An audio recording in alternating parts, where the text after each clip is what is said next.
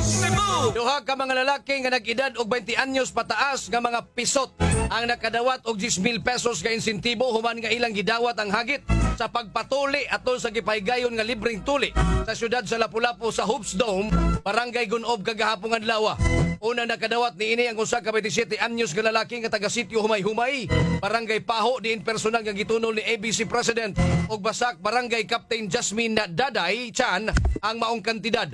Gawas niini mismong si Konsehal Emilio Galarosa kinsa usa ka doktor ang nituli sa maong 27 anyos. Nakadawat usab og 10,000 pesos ka insentibo si alias Zilong. Ilni? Alias Zilong ni siya, taga Barangay Poblasyon sa maong syudad. Uman nga nalakip siya nga nagpatuli kagahapon.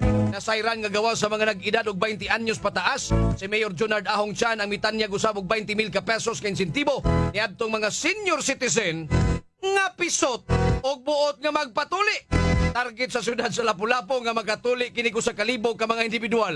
Doon na pa'y mga schedule nga libreng tuli og mga adlaw, Mayo 22 sa Mayo 30 og sa Hunyo 3. Morning na Cebu!